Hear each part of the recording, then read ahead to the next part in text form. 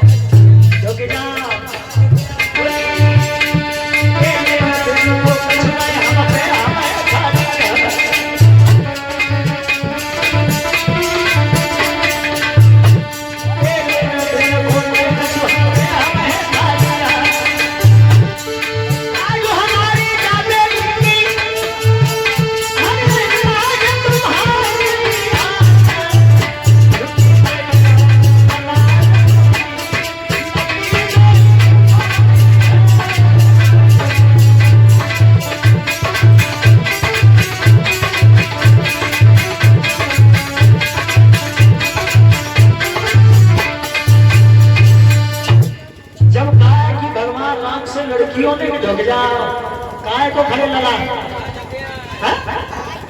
राम झुके नहीं, जो क्यों खड़े। और विश्वामित्र ने इशारा किया कि बेटा लक्ष्मण राम के पैरों पे स्पर्श करो, प्रणाम करो। राम तुम्हें झुकेंगे उठाने के लिए, सीता जी को मौका मिल जाएगा। सीता जी लक्ष्मण जी काय शोर मचाएगा, बाजार जा रहा है कि सब्जी लेने को आए, आराम से लगाए दो।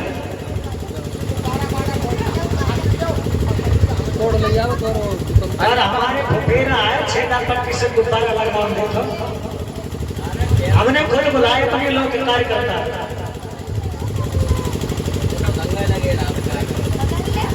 बड़ा सम्मान करते हैं, बड़ा प्यार देते हैं। कथा अगर लग जाए भाग करके पहुंच जाते हैं, कोई काम होता है तो कहना नहीं पड़ता है। और ऐसे ही लोग हर क्षेत्र में सक्सेसफुल है, सफलता पाते हैं। डटे रहो।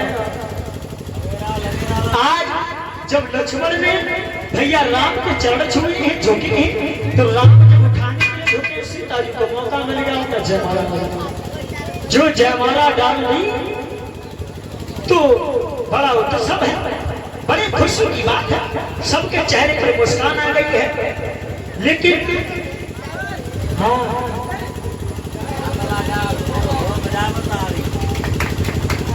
जब जयमाला पड़ी तो सवेरे कलेवा को नंबर आओ। जो कलेवा को नंबर आओ तो भगवान राम कलेवा में बैठे, लक्ष्मण बैठे हैं। जब बैठे हैं दोनों भैया कलेवा खाने के लिए, तो महिलाएं लड़कियां कहने लगी, ओरी बहना शादी हुई है, कलेवा को नंबर आए हुए, गाड़ी को इंतजाम हो, चलो ना गाड़ी दे। और आज में और पहले में बहुत बड़ा अंतर था। हो सकता है कि पहले लोग पढ़े लिखे ना, आजकल लोग पढ़े लिखे ज्यादा है। है इंग्लिश में गाड़ी की जाती है, समझ में याद का गा नहीं करेगा। अब आज कल का गाती है पता है? कलेवा पर जो बैठे होते तो गाती है क्या?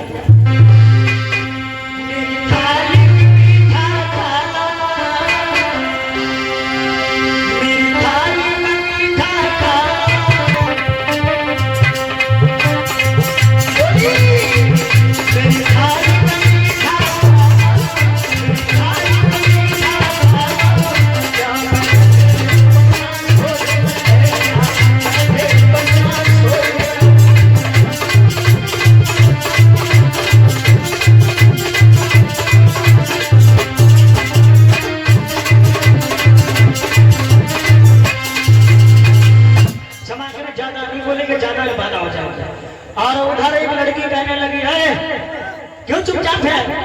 कहले ने कहले में बैठे में चले जाके बेटा कहेगा सोई का डोकरी रान सो बोली गाली देती बोली। और अब जैसे गाली पहले नहीं गाया, पहले में अब में बहुत लगता है और बोली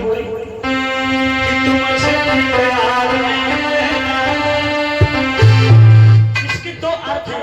तुमसे नित आवे मेहमान, एक तो ये है कि तुम्हारे जैसे कितने रोज आओ, एक ये है कि तुमसे नित आवे तुम्हारे जैसे रोज आओ तो कहने क्या बोली तुमसे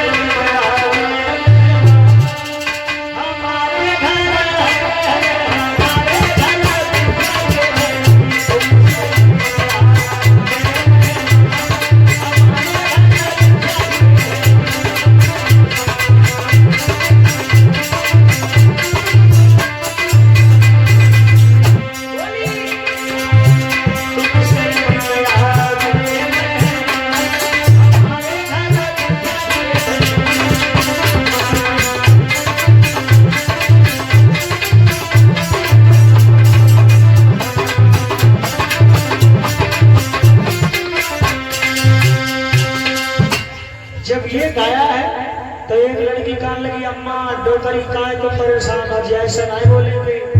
कब बोलेंगे? जब बोलेंगे हमें बोलेंगे, हमें मौका देना। और सुबह लगा गाड़ी गाय के बोली माने ऐसे कहीं ऐसे मेरे सीधे पाए बोली क्या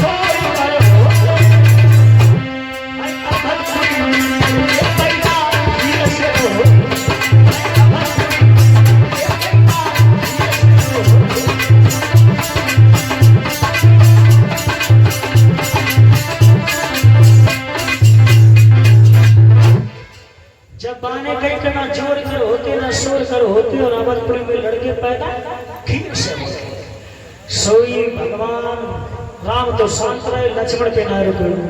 लक्ष्मण बोले भैया राम का हम कुछ पहले, राम बोले लड़ा काय पीछे रहिए तुम बोले, लेकिन बोलिए इतो जितो बोलने काबिल हो ज्यादा ना बोले ठीक है। तो लक्ष्मण जी नहला पे टहला दे के बोले क्या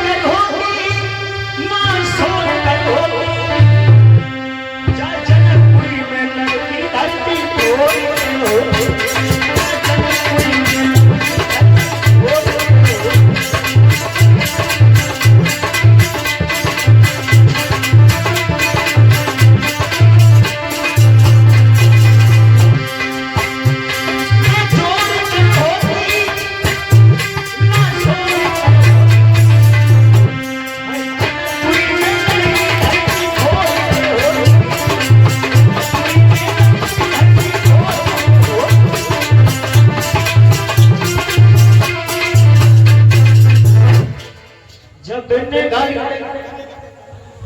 सोई जनकपुरी की जितनी लड़कियां रहा सो सब शांत हो गए। बोली जो कहा एक का लेकिन लड़की और ना कटवाई और कुछ बकाया नहीं वो कहे आज क्षमा करें। 11 बज गया और 12 बजे भगवान कन्हैया का अवतार भी करवाना है। 1 घंटा बचा है, 1 घंटा में क्या करेंगे।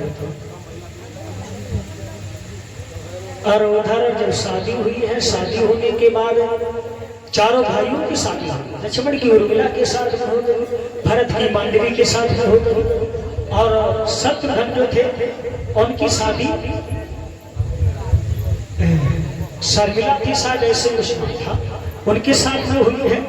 और बारात 1-2 दिन नहीं बता तो जिले जाता है 25 दिन बारात जनकपुरी में। और लाला अगर आज लोग 25 दिन रुक गए तो का हो।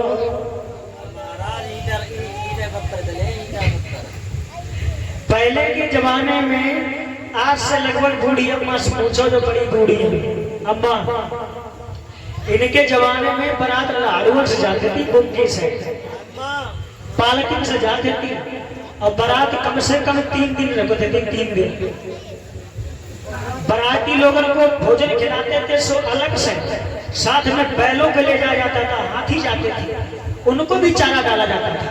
ऐसा हमने सुना है, माफ करना में था नहीं उस समय, हमें आने में बड़ा वक्त लग गया है, हमारी आंखों के सामने की बात नहीं है। हाँ बड़ी मेहनत करते थे। और अब क्या है कार सजाते हैं बेकार हो गए। बहुत से बराबर में ऐसी बहनाएं पड़ जाती हैं जो दूल्हा और पहनी बढ़िया से पैंट शर्ट गए सौने डाल दो अमीर डाल दो पक्को रंग हो रहे कान पक्को रंग रंग लो कोयले पूरे 2 बोले अब ठीक है। अब मालूम पड़े कि तुम बारात में आए, अब वो पंत संपत के परंग को धरो जाता तो और बदला की पिटाई होगी नाई की। और अगर फंसनाएगा तो बाकी जाने निकालेंगे, पता नहीं रीत कहां से चली गई। और उधर 25 दिन के बाद बारात वापस जब अयोध्या में आई है, अयोध्या में आने के बाद दशरथ को बहुत बड़ी खुशी बहुत प्रसन्नता है। आइए रामायण का प्रसंग यहीं पर छोड़ते हैं और आगे देखते हैं हमारे भारत देश के राज्य उत्तर प्रदेश में, उत्तर प्रदेश के जिला मथुरा में किस तरह से भगवान कृष्ण का आगमन हुआ है। योगी आज भगवान कन्हैया का अवतार हुआ है। युग द्वापर के 4थे चरण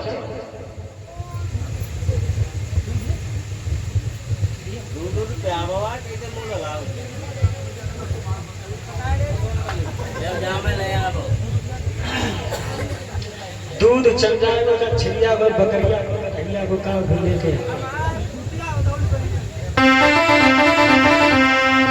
हमारे मथुरा जिला में एक राजा हुआ जिनका नाम हुआ है उग्रसेन।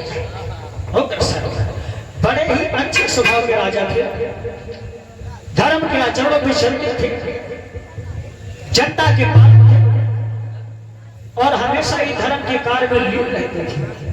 कैसे थे वो महाराज उग्रसेन।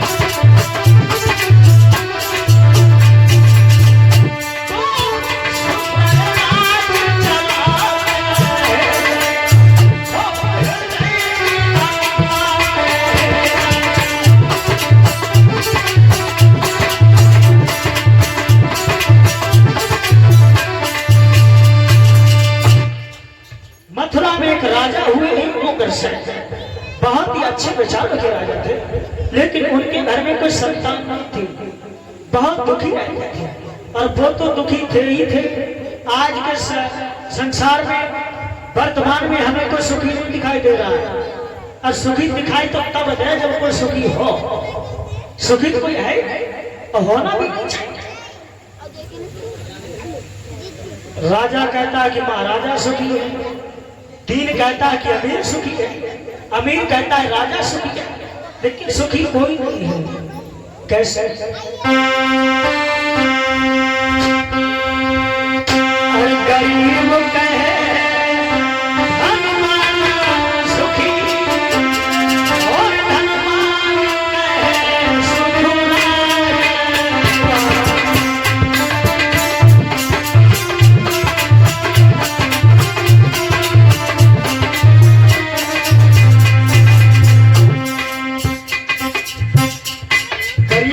सोचता कि पैसे वाला सुखी है, पैसे वाला ही सोचता हम सुखी नहीं है, प्रधानमंत्री सुखी होगा, सुखी है।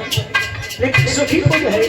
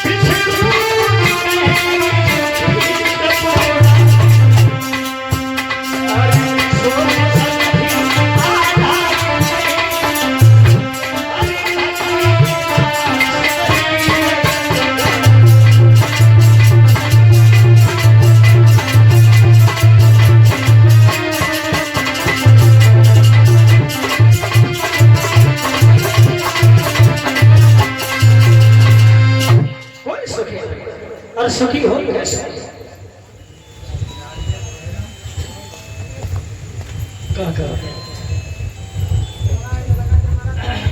धूपबत्ती ही मतलब राजा को थमाना है, तो जोर ज्यादा कदम करता है उधर कोड़ के।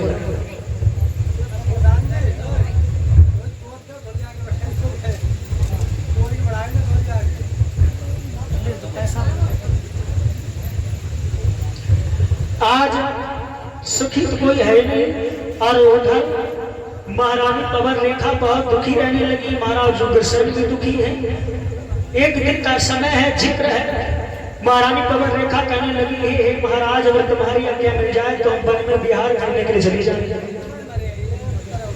महाराज उग्रसेन कहने लगे, अगर तुम्हारी ऐसी इच्छा है तो चली जाओ, मना नहीं करेगा, लेकिन अकेले नहीं जाओ, रथ लेके जाओ और साथ में कुछ लड़कियों को सहेलियों को ले। आज महारानी पवन रेखा ने सहेलियों को साथ में लिया है, रथ सजाया है, और रथ लेने के बाद चल देती है। कहाँ के लिए? वन विहार के लिए। जब जंगल में चली गई घूमने के लिए, अकस्मात भगवान की ऐसी कृपा थी, ऐसी लीला थी, जो वन में गई है, आंधियां चलने लगी, तूफान आ। जब तूफान आए हैं, बारिश होने लगी और अंधेरी रात छा।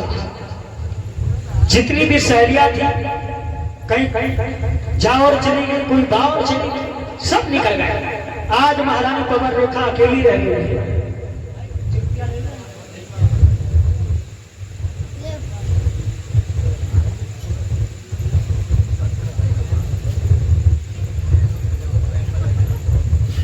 ये खत आया है हमारे पास, पत्र आया है। इस 100 रुपए रघुराई अच्छा, और हमारे परमात्मा 100 रुपए रघुराई भैया जी जिला बरेली के रहने वाले हैं। 100 मुद्रा हमारे परमात्मा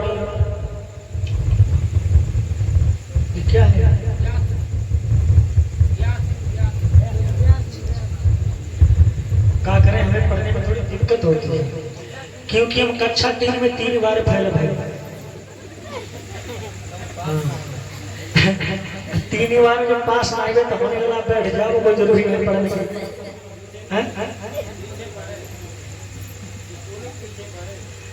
ना स्कूल ही ना गए। हमारे चलने अब आदत तो चल रहे स्कूल में रहे, तब लोग पीछे बैठे थोड़ा पढ़ने में कमजोर है, सब पीछे बैठे। तो हमारे कि मास्टर साहब सबसे पहले आगे बच्चे को उठाते हैं, पीछे को उठा। अब मास्टर ऐसे ना सबने तो पीछे से उठाए खड़े हमारे जा हम जा समझ पीछे बैठे हमने पीछे से नंबर लगाई, फिर एक जब आगे बैठे सबने आगे उठाए हमारे जा सही। राधे राधे राधे। और क्षमा करें, हम कक्षा 3 में 3 बार फेल मारे हुए। हमारे आदर्श इंटर कॉलेज से भी इंटर कर रखा है और बीएससी भी कर रखी है, फेल नहीं हुए। ये तो थी कुछ हंसने और हंसाने की बात। और ये सब पत्रिकाएं गया सिंह वो भी जिला बरेली के रहने वाले हैं। तो आइए, बरेली के लिए ज्यादा नहीं, 1 लाख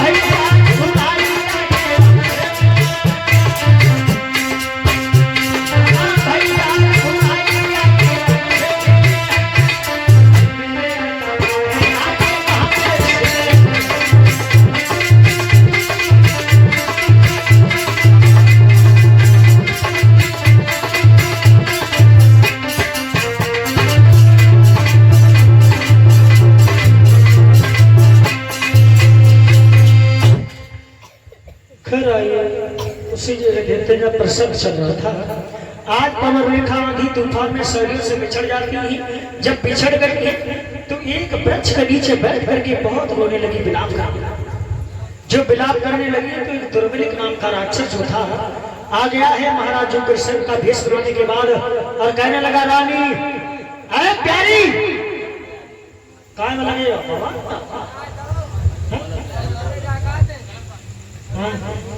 बता दे।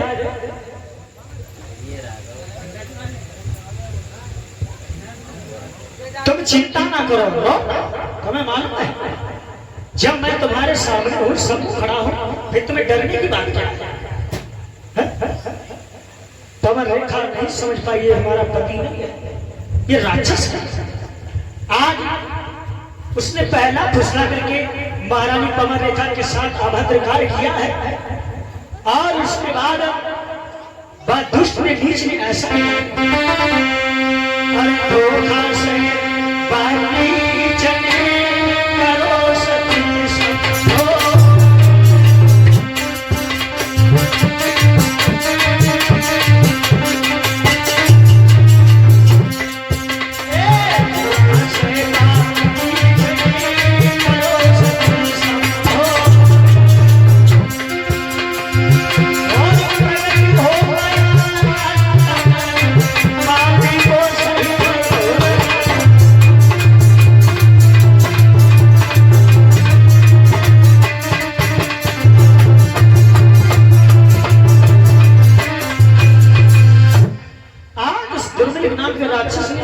महारानी पवन रेखा के साथ मुंह काला किया है और के अकस्मात राक्षस जो था अपने असली भेष में आ जाता है और कहने लगा पवन रेखा, मैंने सुना है तुम्हारे को बेटा, तुम्हारी गोद खाली है, तुम्हें मालूम है तुम्हारे जो बेटा होगा वो कैसा होगा? बहुत ही बलवान होगा, विद्वान नहीं होगा लेकिन बलवान होगा। बलवान इतना होगा, अरे ये मनुष्यों की बात क्या है, देवता तक उसकी टक्कर नहीं लगेगी। और इस पृथ्वी पर तो क्या स्वर्ग में भी उसका शासन होगा। और बोला है कि मेरे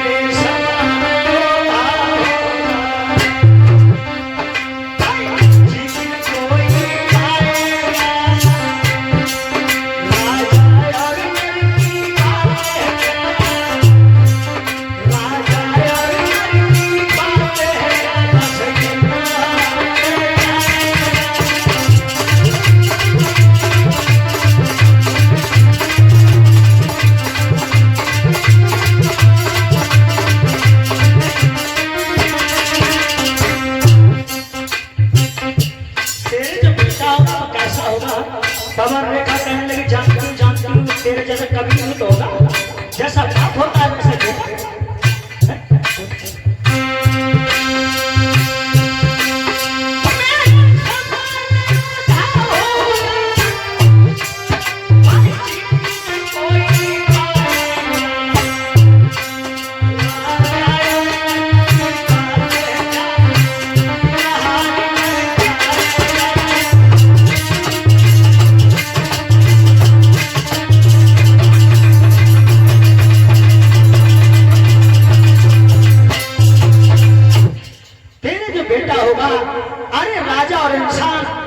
तो छोड़ दे, उससे देवताओं का राजा इंद्र भी नहीं जीत पाएगा, बेटे के पापा। और उधर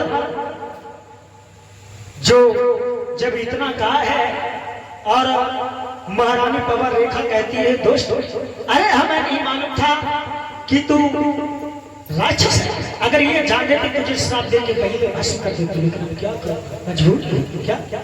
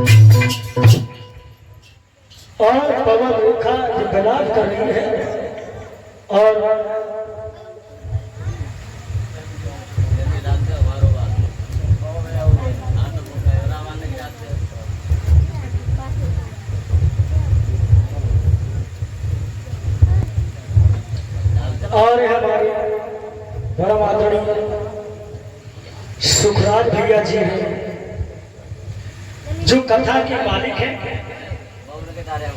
जिनके सौजन्य से हमारा यह आना हुआ है और आप सभी लोगों के दर्शन हुए।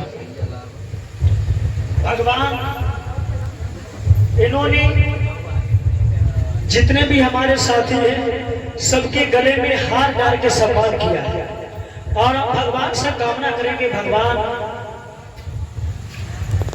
ये हजारों साल तक जिंदा है, लंबी उम्र हो और भगवान इन्हें आहार में भी दे, रोजगार में भी दे, व्यापार में भी दे, व्यवहार में भी दे, रिश्तेदार में भी दे और बाजार में भी दे। क्या क्या? हाँ, कौन सा हार? तो जीतने वाला हार नहीं, नोटों का हार। भगवान इन्हें हर जगह हार। और भगवान हम यही कामना करेंगे भगवान से, इन्होंने श्रीमद् भागवत कथा का आयोजन किया है, हमें बुलाया है और प्रतिवर्ष ऐसे ही भागवत कथा का आयोजन करते हैं। जरूरी नहीं कि हमें ही बुलवाएं।